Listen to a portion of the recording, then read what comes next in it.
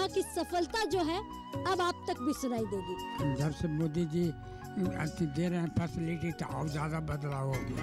अच्छा, हाँ अच्छा हो गया है। तो बहुत कम लागत लगता है और कम लागत में अधिक उपज होती है और उपज होने से हम लोग का आमदनी भी बढ़ गया। सोच भी नहीं सकते हैं इतना आगे बढ़ गए, क्योंकि पहले लेबर से होता था, अब कृषि यंत्र से होता है।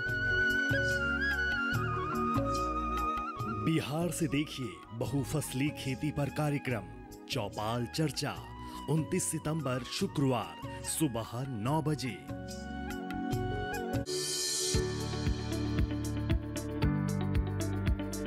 कृषि और पशुपालन है एक दूसरे के पूरक। घर आंगन से लेकर व्यावसायिक फार्म तक, मुर्गी पालन से लेकर रेगिस्तान के जहाज तक। बीमारियों से अब पशुपालक ना हो परेशान। विशेषज्ञ करेंगे आपकी समस्या का समाधान। जुड़िए हमसे, पूछिए अपने सवाल। ईमेल के जरिए भी आप हमारे साथ जुड़ सकते हैं। हमारी ईमेल आईडी है ddkisanapc@gmail.com। हमारे टोल फ्री नंबर हैं 1800-113060 और 1800-113061।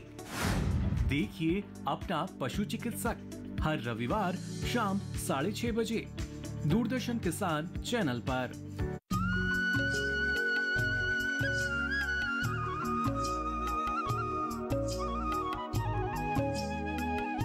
यहाँ की सफलता जो है अब आप तक भी सुनाई देगी। जब से मोदी जी दे रहे हैं फैसिलिटी तो और ज्यादा बदलाव हो गया। अच्छा, हाँ अच्छा हो गया है। तो बहुत कम लागत लगता है और कम लागत में अधिक उपज होती है और उपज होने से हम लोग का आमदनी भी बढ़ गया। सोच भी नहीं सकते हैं इतना आगे बढ़ गए, क्योंकि पहले लेबर से होता था, अब कृषि यंत्र से होता है। बिहार से देखिए बहुफसली खेती पर कार्यक्रम चौपाल चर्चा 29 सितंबर शुक्रवार सुबह 9 बजे।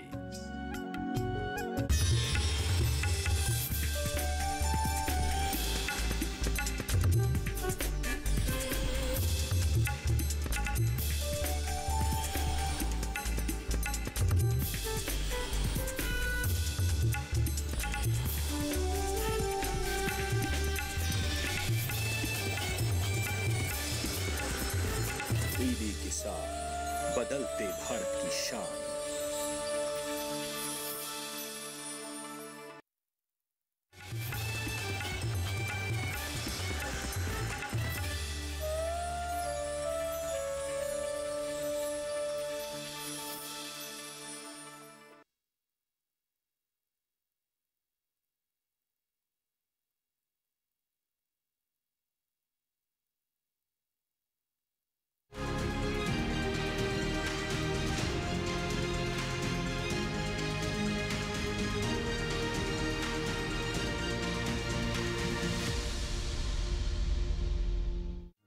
पीढ़ी दर पीढ़ी हमारे किसान अलग अलग स्पीसीज की अलग अलग वैरायटी इनको सहेज कर रखते गए और उसको विकास करते रहे। किसान की विरासत धरती के वनस्पति संसाधन, एक अधिकार जिसका दुनिया भर के देश करते हैं सम्मान।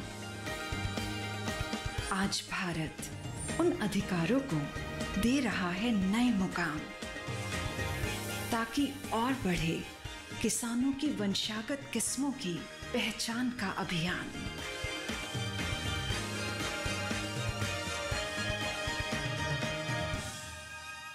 नमस्कार किसान भाइयों बहनों, दूरदर्शन किसान के खास कार्यक्रम कृषि दर्शन में मैं अदिति शर्मा आप सभी का स्वागत करती हूं। हमारे इस कार्यक्रम में हमारे तीनों सेगमेंट्स विज्ञान और किसान, कृषि स्टार्टअप और फार्मिंग इंडिया के माध्यम से कृषि जगत में जो हलचलें हो रही होती है, कृषि जगत से जुड़ी जो अहम जानकारियां होती हैं, वो हम आप तक पहुंचाने की कोशिश करते हैं और उद्देश्य यही रहता है कि ये सभी जानकारियां जो हैं आपके लिए लाभकारी साबित हो सके। तो आज के हमारे इस कार्यक्रम में क्या कुछ रहेगा खास, जानने के लिए आइए आज के अंक की शुरुआत करते हैं। आइए किसान भाइयों बहनों, सबसे पहले नजर डालें हमारे सेगमेंट विज्ञान और किसान पर।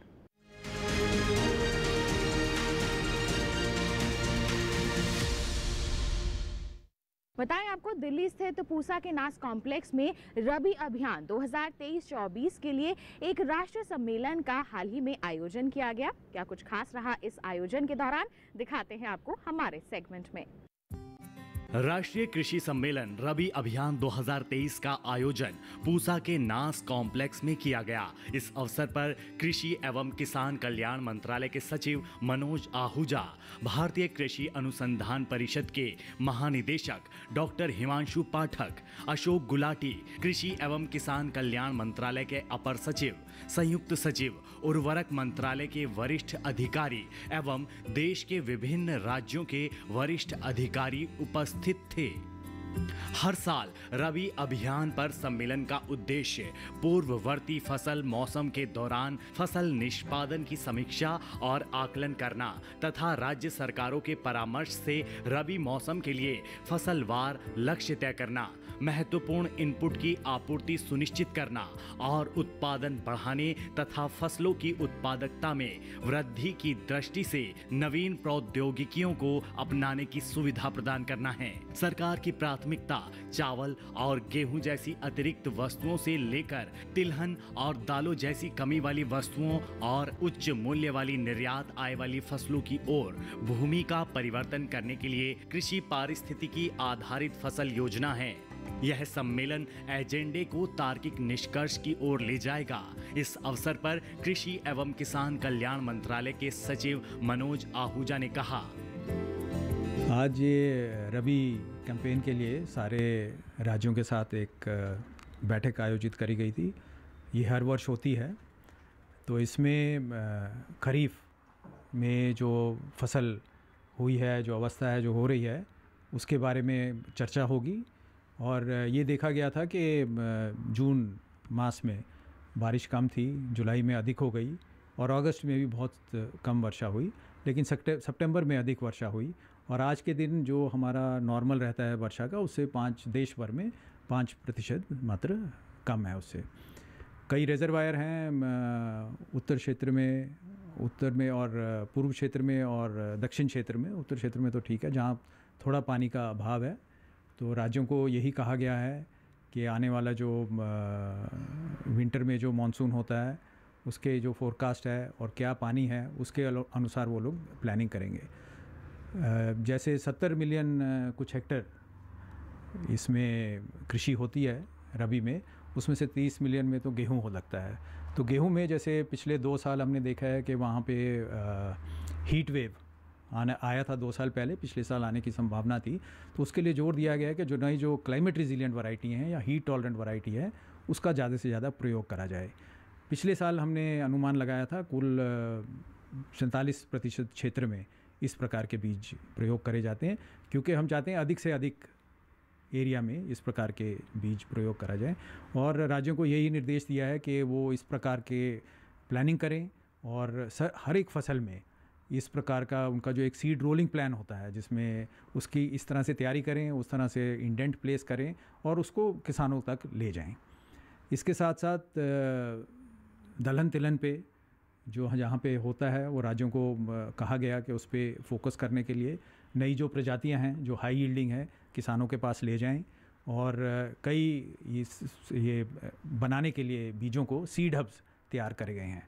तो ये सीड हब से ये उत्पन्न हो जाएंगे और ये किसानों के पास इसमें चले जाएगा। तीसरी बात जो आई थी, मुद्दा जिस पे बात किया था, सतत कृषि के बारे में, जो माननीय प्रधानमंत्री जी ने पीएम प्रणाम योजना घोषित करी है, उसमें एक संतुलित भाव से कैसे वो उर्वरक का प्रयोग करें।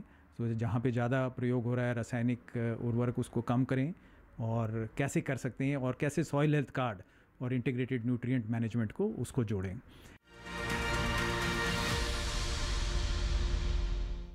तो ये था सेगमेंट विज्ञानों के साथ। इसी के साथ कार्यक्रम में वक्त एक छोटे से ब्रेक का। आप कहीं मत जाइए, ब्रेक के बाद हम आपको दिखाएंगे हमारा अगला सेगमेंट कृषि स्टार्टअप। बने रहिए दूरदर्शन किसान पर, देखते रहिए कार्यक्रम कृषि दर्शन।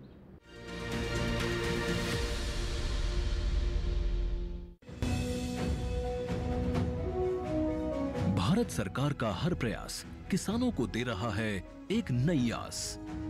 देश के किसानों की खुशहाली और उन्हें आत्मनिर्भर बनाने के लिए भारत सरकार समर्पित है।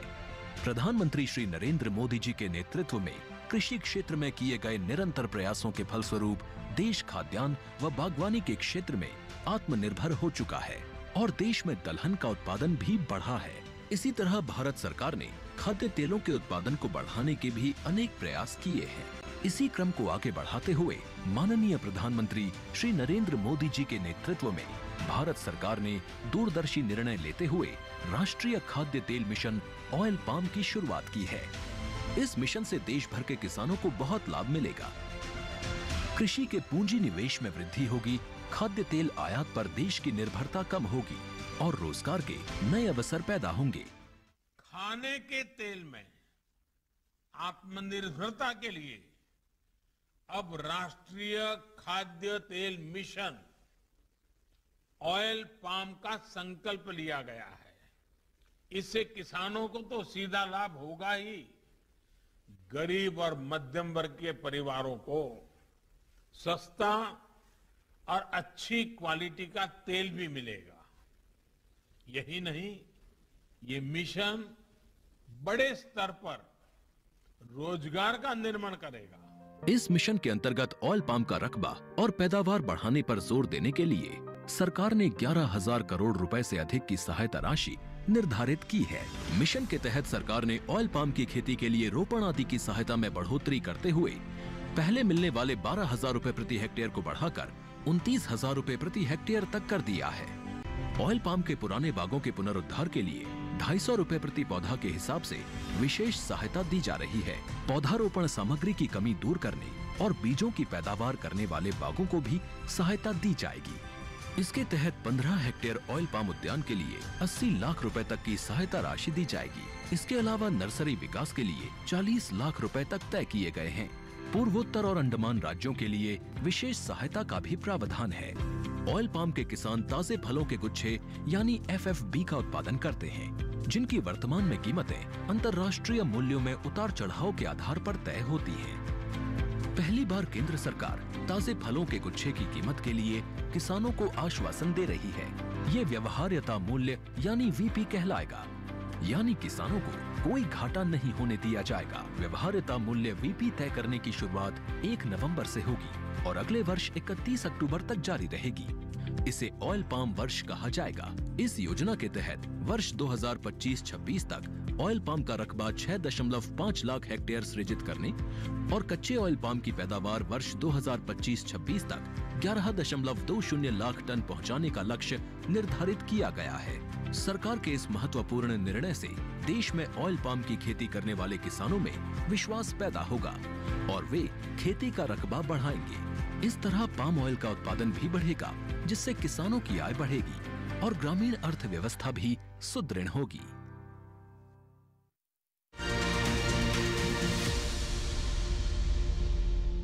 ब्रेक के बाद दूरदर्शन किसान के कार्यक्रम कृषि दर्शन में आप सभी का फिर से स्वागत। आइए दिखाएं आपको हमारा अगला सेगमेंट कृषि स्टार्टअप।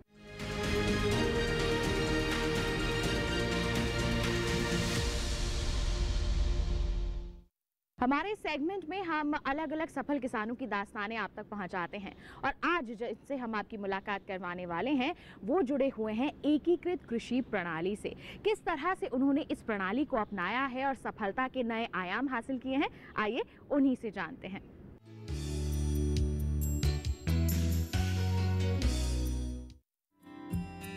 एकीकृत कृषि प्रणाली का सीधा सा मतलब है कि पारंपरिक खेती के साथ साथ कृषि से जुड़ी अन्य गतिविधियां जैसे पशुपालन, मछली पालन है।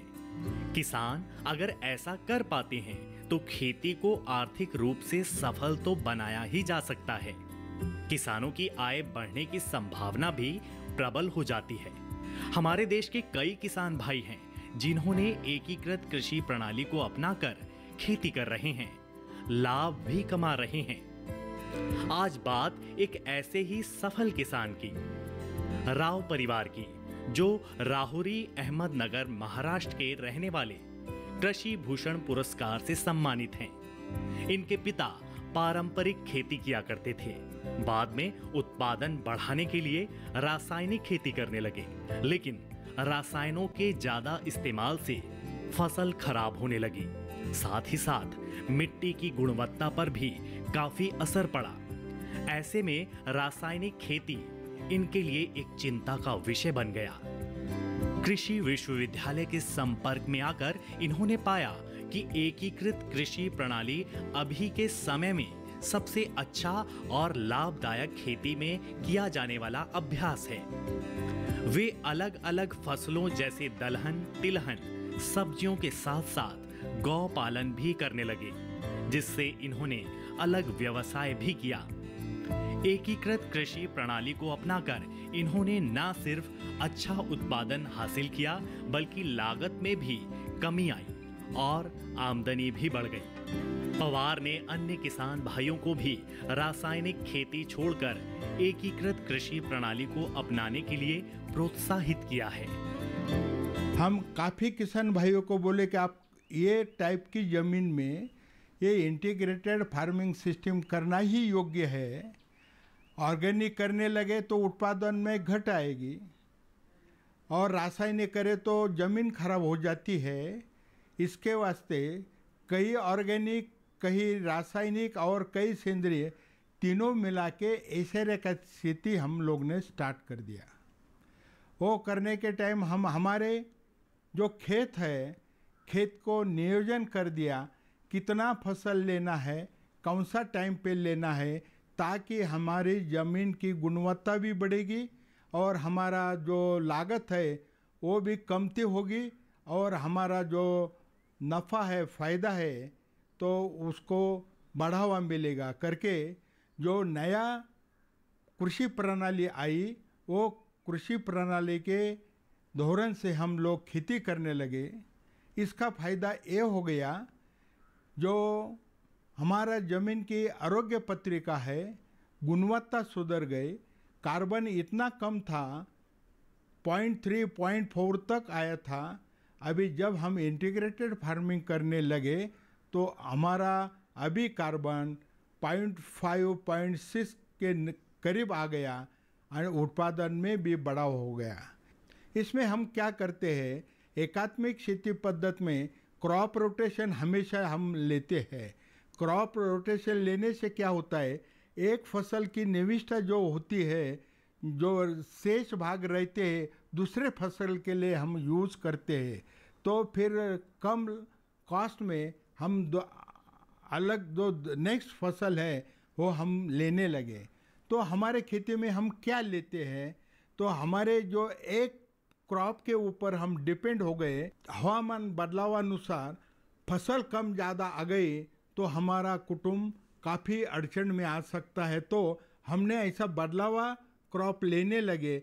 उसमें जो है खाली प्लेन खेती करने से फ़ायदा नहीं होगा, हम इसको जो पूरक व्यवसाय है वो व्यवसाय भी स्टार्ट कर दिए, जैसे कि गौ पालन हो, जैसे कि शेली मेंढी पालन हो, और दूसरे जो है दलहन, तिलहन की क्रॉप लेने लगे, ताकि हमारा कुटुंब का निर्भर इसके ऊपर ही डिपेंड है। बाद में हम कुछ सब्जियां लेने लगे, ओनियन का और तृणधान्य, कड़धान्य। ये टाइम तो पीएम साहब ने बोला ये कड़धान्य तृणधान्य का ईयर है, उसमें तो हम पहले से ही समाविष्ट है, लेकिन वो जोर से करने लगे। तो इसके ये सब जोड़ धंधे और अलग अलग पिक करने से एक फसल में कम ज़्यादा हो गया तो अनाज जो दूसरा फसल है वो उसको कवर कर लेता है। ये सिस्टम से हम जब खेती करने लगे तो फिर वो सिस्टम में जैसा गौ पालन है, इसके वास्ते हमको चारा पिक लेना पड़ा। फिर उसमें नेपियर ले लिया, कोई लूसन घास ले लिया, और जो हमारा जो गेहूँ लेते हैं, गेहूँ का जो ट्रैश होता है यानी जो पत्ते होते हैं वो भूसा, जो हम चना लेते हैं, चना का भूसा वो काऊ के लिए डालते हैं। फिर उससे गोबर भी मिलता है, स्लरी भी मिलता है, कॉस्ट ऑफ प्रोडक्शन वो जो एनपीके के वो भी कम होती है, और दूध बेच के पैसा भी मिलता है। हमारा कुटुंब का निर्भर इसके ऊपर चल सकता है। दूसरा जो है कि जो शेली मेंढी पालन हम कभी से मेरे ख्याल में नहीं 92 से करते हैं। छोटा से बड़ा होते होते हमारे पास आज 70 सिप है और 30 गोट है, तो क्या होता है उसमें कम लागत में ज़्यादा पैसा मिलता है। क्या होता है, हवा तो फ्री मिलती है, पानी इधर उधर का रिवर का मिलता है, ओड़े नाले का बावड़ी का मिलता है, रोड के बाजू जो गवर्नमेंट के है उसमें हम भी ये करते। और दूसरा एक फ़ायदा है, जब हम गन्ना लगाते हैं, गन्ने में जब पानी देते हैं और पानी देने के बाद जब वापसा में आते हैं तब थोड़ा वेड़ आता है ऊपर, तो हम जब सिर्फ गन्ने में डालते हैं, जैसा कि लेबर लोग औरतें लोग जो वीडिंग करते हैं, इसके बगैर हम हमारे सिप से वीडिंग करते हैं, वो काफ़ी बड़ा फ़ायदा है। मलमूत्र भी अंदर ज़मीन में जाता है, वीडिंग का भी काम होता है। हमारा गवर्नमेंट जो है, स्टेट गवर्नमेंट, केंद्र सरकार ड्रिप को सब्सिडी देती है, गोडाउन को सब्सिडी देती है और रासायनिक खतों को सब्सिडी देती है, सभी के लिए हेल्प करती है, बैंक मदद करती है। वो हेल्प से इतना काम हम कर सकते हैं, तो हमारा युवा पीढ़ी के दूसरे जगह कम दामत के लिए भागने के बगैर खुद के प्रॉपर्टी में काम करे, तो आपको जो बाहर जाने के बगैर अपने खेती पे ही अच्छे दिन आ सकते हैं, आएगी भी। तो मेरे को सब युवा पीढ़ियों को ये मैं सलाह देता है कि आप वो खेती पे आप काम करें और अपना कुटुंब अच्छा तरह से चलाएं। तो ये था सेगमेंट कृषि स्टार्टअप। इसी के साथ कार्यक्रम में वक्त एक और छोटे से ब्रेक का। आप कहीं मत जाइए, ब्रेक के बाद हम आपको दिखाएंगे हमारा अगला सेगमेंट फार्मिंग इंडिया। बने रहिए दूरदर्शन किसान पर, देखते रहिए हमारा कार्यक्रम कृषि दर्शन।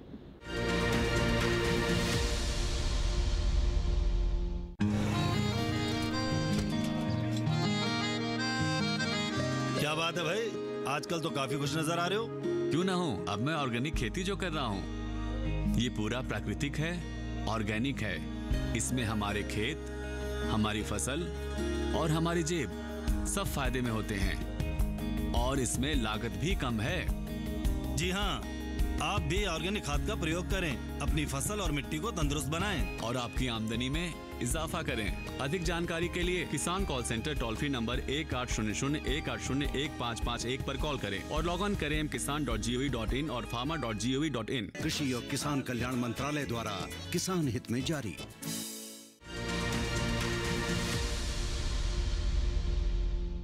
ब्रेक के बाद दूरदर्शन किसान के कार्यक्रम कृषि दर्शन में आप सभी का फिर से स्वागत। किसान भाइयों बहनों, अब कार्यक्रम में वक्त है नजर डालने का हमारे सेगमेंट फार्मिंग इंडिया पर।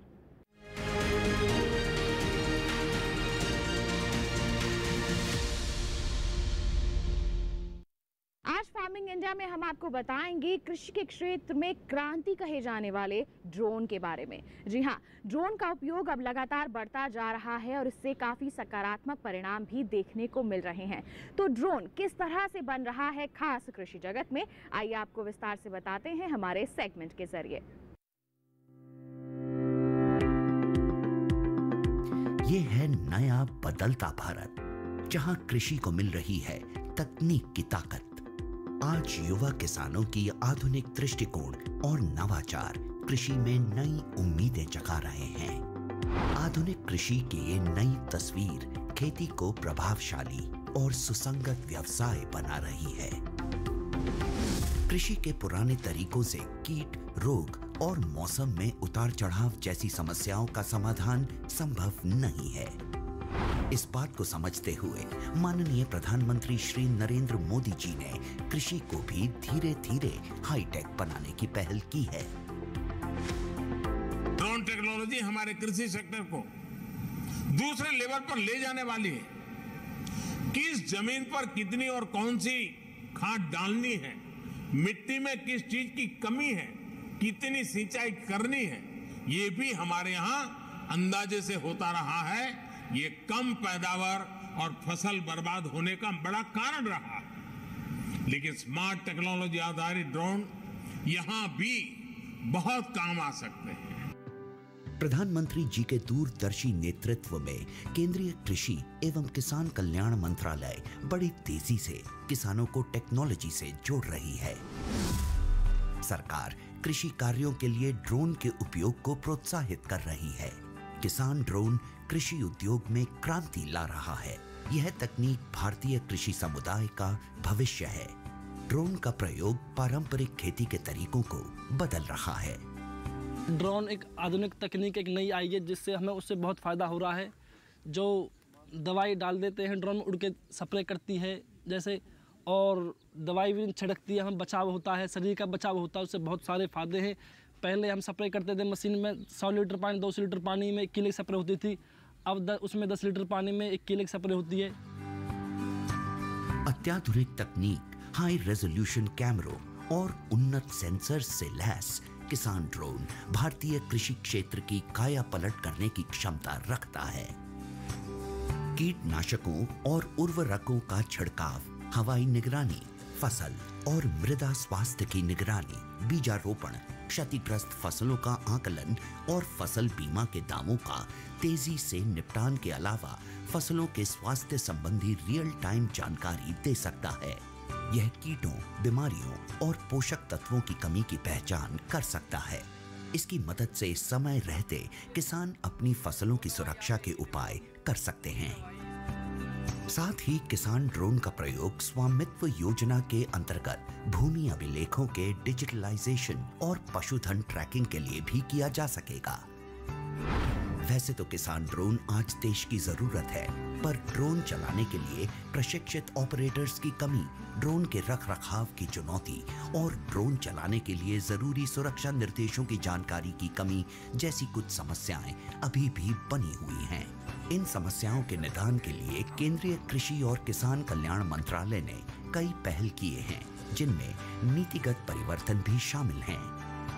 कृषि मंत्रालय द्वारा कृषि संस्थानों को 10 लाख तक का अनुदान, व्यक्तिगत किसानों की सहकारी समितियों जैसे CHC और FPO को भी ड्रोन की खरीद के लिए वित्तीय सहायता मिलती है। किसानों के खेतों में ड्रोन के लिए फार्म मशीनरी प्रशिक्षण और परीक्षण संस्थानों FMTTI, भारतीय कृषि अनुसंधान परिषद ICAR संस्थानों, कृषि विज्ञान केंद्रों तथा राज्य कृषि विश्वविद्यालयों को कृषि यंत्रीकरण उप मिशन के तहत आकस्मिक व्यय के साथ ड्रोन लागत की 100% दर पर वित्तीय सहायता प्रदान की जाती है।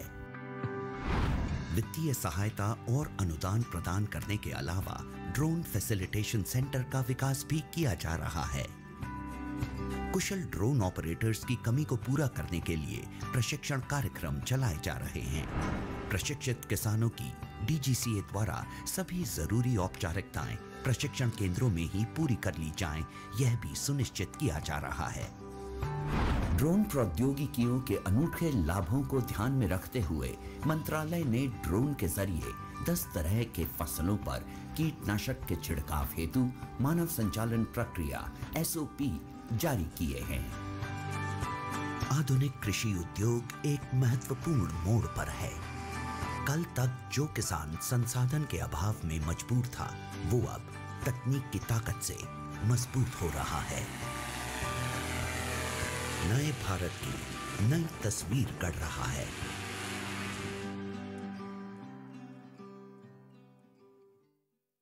तो ये था सेगमेंट फार्मिंग इंडिया। इसके साथ आज के कार्यक्रम में बस इतना ही। उम्मीद करते हैं जितनी भी जानकारियां आज के कार्यक्रम के माध्यम से आप तक पहुंचाई गई हैं, सभी आपके लिए फायदेमंद साबित हुई होंगी। साथ ही आपको बता दें, हमारा ये कार्यक्रम आप दोबारा भी देख सकते हैं। टीवी स्क्रीन पर दिखाए जा रहे QR कोड को स्कैन कर लीजिए, सीधा पहुंच जाएंगे हमारे YouTube चैनल पर। और इसके अलावा अगर आप हमसे जुड़ना चाहते हैं तो आप हमें ईमेल भी कर सकते हैं। ईमेल ID है krishidarshan@gmail.com, या फिर आप हमें पत्र लिखें। हमारा पता है कृषि दर्शन, कमरा नंबर 58, CPC दूरदर्शन, खेलगांव, नई दिल्ली 110049। तो इसी के साथ आज के लिए बस इतना ही। अगले अंक में हम फिर होंगे हाजिर। तब तक के लिए दीजिए इजाजत, लेकिन आप बने रहिए दूरदर्शन किसान पर। नमस्कार।